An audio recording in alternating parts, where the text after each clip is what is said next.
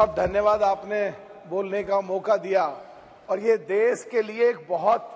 महत्वपूर्ण बिल है, क्योंकि पूरे वर्ल्ड की नजरें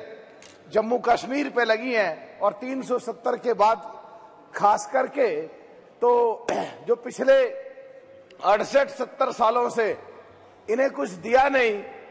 जो वहां के जो एसटी में जो गुजर मुसलमान हैं या जो गुजर बकरवाल हैं, तो इनको पिछले दिनों इनकी वोट ले ली जाती थी, रिश्तेदारियां कर ली जाती थी और देने के नाम पे इनको कुछ होता नहीं था, जितनी भी पिछली सरकारें रही हैं। तो 370 हटने के बाद इनको जो सुविधाएं दी, मुझे लगता है कि जो आज मौजूदा सरकार है उन्हें पूरा रिसर्च कराया, चाहे कारगिल के समय था, चाहे 1947 के समय था, चाहे 1952 के समय था, जितने भी पाकिस्तान और हिंदुस्तान की लड़ाइयां हुई, जितने भी उग्रवादी हमारे देश में घुसते थे, उनको बगैर तनख्वाह लिए हुए सरकार से और सरकार के सिपाही की तरह वहां के जो गुजर मुसलमान है, जो गुजर बकरवाल है, उन्होंने जो लड़ाइयां लड़ी, उसको ध्यान में रख करके सरकार ने इनको जो आरक्षण की सुविधा दी, दिल से मैं सरकार का इसके लिए धन्यवाद देता हूं, सराहना करता हूं और भर्त्सना करता हूं जो पिछले 68-70 सालों में इनको कुछ दिया नहीं गया था। तो मैं एक चीज आज कहना चाहता हूं, जो पीओके से लेके आ रहे हैं उनको कुछ भी सुविधा दो, बहुत ही अच्छी बात है। और जो गरीब लोग हैं, कश्मीरी पंडित हैं, उनको भी सुविधा दो, ये भी बहुत अच्छी बात है। लेकिन जो वहां के जो गुजर मुसलमान हैं, जिन्होंने हमेशा जाने दिए देश के लिए, लड़ाइयां लड़ी हैं देश के लिए, और 370 पे जिन्होंने मिठाइयां बांटी पाकिस्तान और हिंदुस्तान की बाउंड्री पे, उनके लिए सरकार ने जो एक आरक्षण निश्चित किया, अगर किसी को कुछ दे देते हैं, किसी को दान दे देते हैं, किसी को कोई चीज दे देते हैं, उसमें से अगर वापस लेते हैं तो फिर बहुत जोर पड़ता है। तो अध्यक्ष जी, आपके माध्यम से मैं सरकार से मांग करता हूं कि आरक्षण किसी को भी देना है तो जो पहले उनको 10% दे दिया उससे अलग रखा जाए, उनका आरक्षण ना छेड़ा जाए, और जो अब देना चाहते हैं सरकार आरक्षण, उनको अलग से कितना ही दे दो। तो हम देश के लिए जो लोग जान दी, और देश हित में और जनहित में और जम्मू कश्मीर के गुजर बकरवाल के हित में आपके माध्यम से सरकार से मांग करता हूं कि उनके आरक्षण को ना छेड़ा जाए। अगर सरकार को कोई आरक्षण देना भी है तो अलग से उनको कितना ही भी आरक्षण दे दो, पर उनका कम ना करा जाए। बहुत बहुत धन्यवाद सर। बहुत बहुत धन्यवाद अध्यक्ष महोदय। आपने मुझे इस जम्मू कश्मीर से रिलेटेड 2 बिल पे जो बोलने का मौका दिया। मैं पूरे जम्मू कश्मीर वासियों और साथ ही साथ पूरे देशवासियों की ओर से माननीय प्रधानमंत्री, लद्दाख भी देश में ही आता है दादाजी, शायद आपको नहीं पता है, माननीय प्रधानमंत्री जी को आभार व्यक्त करना चाहूंगा। Jammu Kashmir reservation amendment bill और Jammu and Kashmir reorganisation amendment bill, जिस दोनों के माध्यम से इसको संशोधन करके जम्मू कश्मीर में एसटी कम्युनिटी हो, एससी कम्युनिटी हो, वेमेन हो या कश्मीरी माइग्रेंट, कश्मीरी पंडित, विस्थापित परिवार, सोशली और एजुकेशनली जो बैकवर्ड्स है, उन सबको एम्पावर करने का जो बिल यहां पे लाया है, मैं इस बिल का स्वागत करता हूं और बताना चाहता हूं, इस बिल से पहले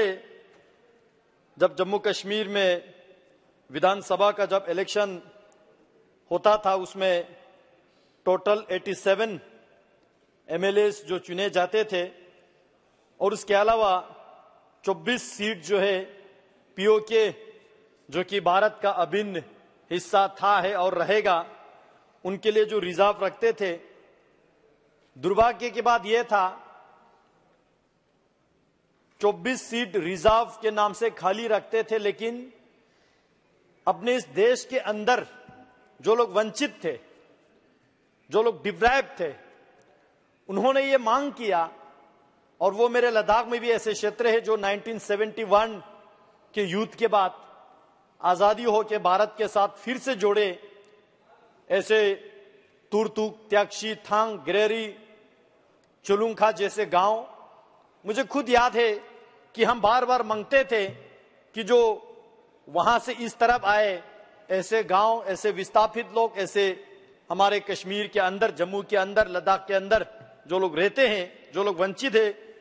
उन रिजर्व सीट से 1-2 सीट उनके लिए निकाला जाए। लेकिन कोई सुनने के लिए तैयार नहीं था।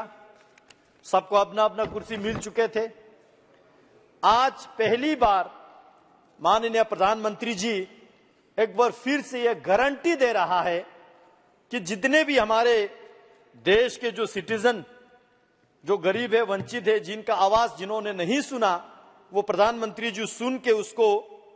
जो सीट रिजर्व कर रहा है, और जो एससी के लिए पहले 6 सीट रिजर्व था उसको बढ़ा के 7 कर रहा है, और एसटी के लिए पहले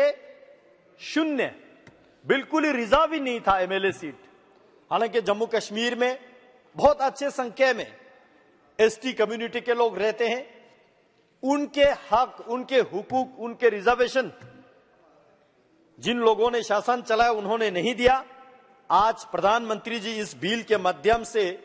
एसटी कम्युनिटी के लिए 9 एमएलए की सीट जो है रिजर्व कर रहा है। मैं इस चीज को आभार व्यक्त करता हूं पूरे देश के एसटी कम्युनिटी की ओर से, क्योंकि मैं भी एसटी से आता हूं, और पूरे एसटी वालों की ओर से प्रधानमंत्री जी को आभार व्यक्त करता हूं। इसी के साथ साथ कश्मीरी माइग्रेंट और विस्थापित लोगों के लिए जो 2 सीट रिजर्व कर रहा है, और इसमें भी गौर करने वाली बात यह है, प्रधानमंत्री जी किसी भी पॉइंट को बाहर ना छोड़े, इस बात का सुनिश्चित करते हुए इसमें भी वुमेन का रिजर्वेशन गारंटी दे रहा है। मैं इस चीज को आभार व्यक्त करता हूं। वैसे देश के जितने भी हमारे नारी शक्ति है, प्रधानमंत्री जी की ओर आभार व्यक्त हमेशा करते रहेंगे। इसी नए संसद भवन में वुमेन रिजर्वेशन बिल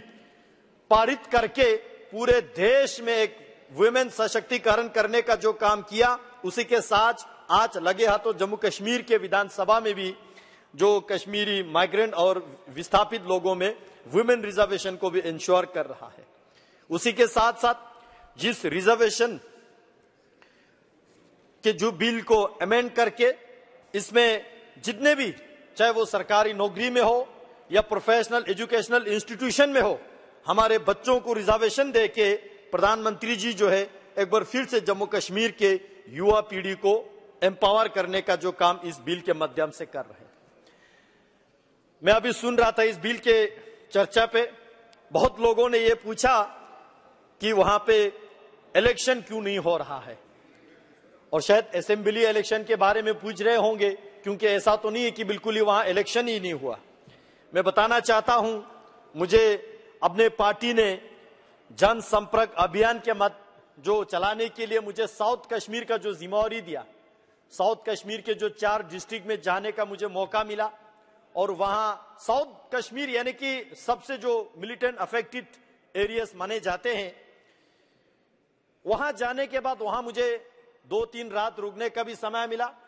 और वहां अपने पार्टी के कार्यकर्ताओं के अलावा वहां के दुकानदारों से, डिस्ट्रिक्ट लेवल के जो एम्प्लॉय से, वहां के अलग अलग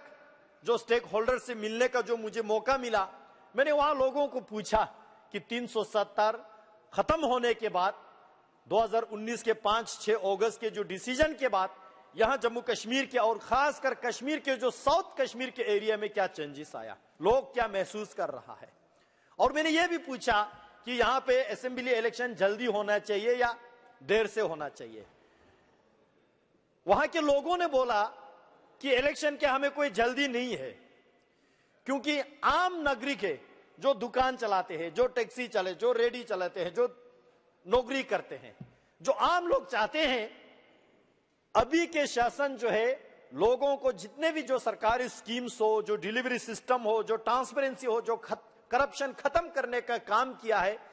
वो 5-6 अगस्त के बाद मोदी जी ने जम्मू कश्मीर में सबसे बेमिसाल का काम किया है। इसलिए वहां के आम नागरिक बता रहा है कि उनको असेंबली के इलेक्शन के कोई जल्दी नहीं है।